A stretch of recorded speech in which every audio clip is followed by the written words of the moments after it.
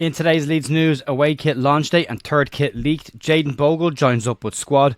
German friendlies. Gnonto agency change and future stance. Captaincy update and Rumour mill wrap up.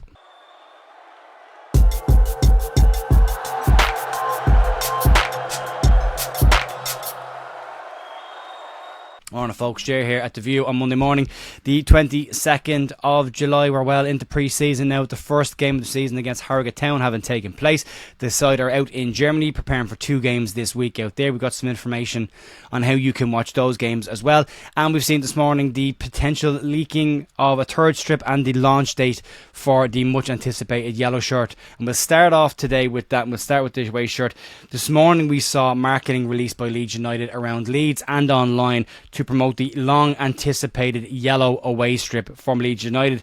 The kit was rumoured to see the return of the historic smiley badge from the 70s, and the launch material appears to all have but confirmed that for this kit. Adidas are running a set of strips with certain clubs this year to see a return to older badges. Arsenal doing something similar with the straight up cannon on one of their shirts. Whether it's a long term replacement, a test, or feeling out whether it's popular with the fans remains to be seen. We have seen some large billboards with a QR code that revealed the launch date around Leeds as well as some guerrilla marketing with the smiley badge sticker on lampposts around the city. It also appears that the third kit has been leaked as well. Back on January 31st, Footy Headlines released the new Leeds United colour scheme for the third strip, and it was said to be a purple and clear lilac colour scheme, and you can now see on screen what that looks like right now. So you can see the second and the third strips on screen. Let me know what you think about them in the comments. The yellow looks quite nice. It's still not official. These are still rumoured to be what they look like. They're not official leaks just yet, but we won't have to wait too long. 2 days before the yellow smiley kit is released, and excitement for that one. It's a kit that I'm looking forward to. They say Leeds yellow kits don't sell, so if this goes on sale and people don't buy it, then we can't ask for another yellow shirt. So that's on everybody else.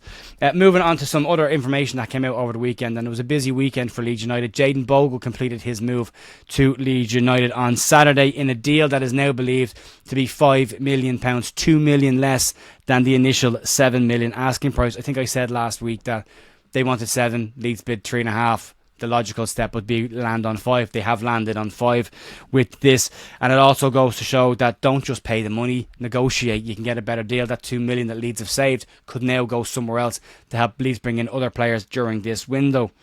Bogle has signed a 4-year deal at the club and will take the vacant number 2 shirt that has been worn by Luke Ayling for a very long time now by Leeds. And Bogle has also now joined up with the squad in Germany ahead of the games this week, a trip that has also seen the return of Max Wöber to the squad and Brendan Aronson. According to Daniel Farke, Max Wöber will be reintegrated into the squad this season, and I will believe that when the transfer window is closed and Max Wöber is still here. I'm sceptical about that one. Brendan Aronson seems to be keen and ready to go, looking a bit bigger. The neck is looking a bit blockier from the game against Harrogate at the weekend when he walked into the ground. So 2 new players that weren't there last season, I suppose, which bolsters the squad a little bit. Some detail on Bogle's transfer also came out over the weekend, and it appears that the player was made aware of Leeds' interest in him 3 weeks ago, which again goes to show how the 49ers can do things in silence. News of this move only came out late last week. He said once he'd heard that Leeds were interested in him, there was only one place he wanted to go, and made his intentions clear to Sheffield United that he wanted to join Leeds United. Sheffield United manager Chris Wilder has also backed up this statement as well. In an interview he gave, he said the player said he saw his future elsewhere and he saw his future at Leeds United. They made a decision to sell because the player was keen to wind his contract down and potentially leave at the end of the season on a free transfer. So Leeds have managed to get their man. They've got their fullback sorted. A few little gaps still around the place, but that squad is starting to look an awful lot healthier than it did a couple of weeks ago. Moving on to the pre-season plans for this week, and with the German games, we've heard about a little bit of uncertainty about how we'll be able to watch these friendlies and what exactly is going on with them. But it has now been made clear Leeds will televise all of the friendly games in Germany on LUTV, but they won't be shown until the matches have concluded. Leeds have been banned from streaming the games in a bizarre move, as well as the local journalists who have travelled out there have also had to sign embargoes around the games to not share any information until after the games have taken place, which again seems like an odd one. They are sharing training pictures of the squad. They are showing what's going on out there at the moment, but it will change when it comes to the game situations.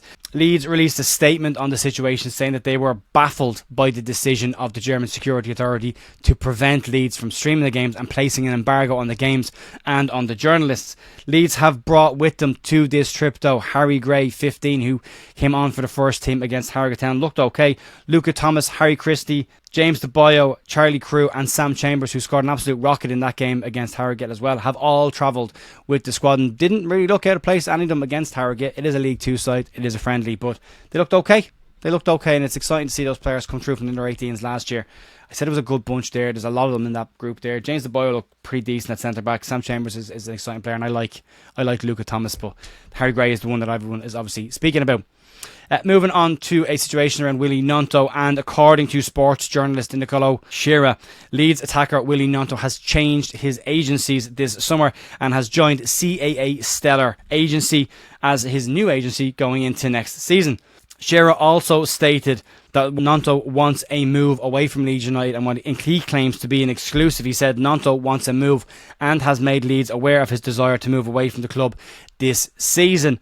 Gnonto has travelled out to Germany with the squad. That doesn't necessarily mean anything. If an offer comes in, he might move. There is said to be more reports this morning after Everton agreed the sale of Onana to Aston Villa for 50 million that Gnonto is on their list. They want another winger, but they are also looking at Jesper Lindstrom from Napoli as a loan option with an option to buy. So they're looking at that, and there's also conversations around the Jack Harrison deal being made permanent as well. So we'll have to wait and see what happens there.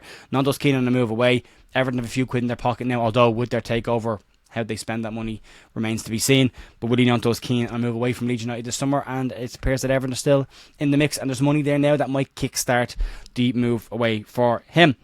On the captaincy situation, last season we saw Pascal Struijk start the season as Leeds United captain with the Liam Cooper on the bench. When Pascal Struijk got injured and his season finished early, the armband passed to Ethan Ampadu, and with Liam Cooper now moved away from the club after nearly a decade of captaining the club, the topic of the new club captain is heating up. Ethan Ampadu wore the armband for 90 minutes against Harrogate Town, even when Struijk was on the pitch, fueling rumours that Ampadu would be the captain this season. But according to Struijk, that conversation hasn't yet happened. And speaking with Baron Cross at Leeds Live in Germany, Struijk said the following: "We haven't had that conversation yet, but if it's me, I'll be really proud to wear the armband. I've been here for a long time already. I've been enjoying my time. If it were something to happen, I would be really proud and grateful for something like that." So as of right now, it hasn't been decided. A very humble response from Pascal Struijk, which I really like to see and like to hear. It's going to be interesting when either of them are fine for me. They're both good players. And a back three potentially next season, the Max Vober, Pascal Struijk and Joe Rodon is an exciting back three, whether you like Max Vober or not. And my opinion, that's been pretty clear, but it's still a very good back three from a footballing perspective at least. And then finally today, to wrap up some of the rumours that have been floating around, we'll start off with the Crystal Palace winger Rak Sakyi, and according to the Daily Mail, Leeds are said to be interested in the player along with other Championship clubs such as Sheffield United and Sunderland. However, it is Premier League Southampton who are the keenest on the player and have made moves already, having 2 loan offers with options knocked back by Southampton.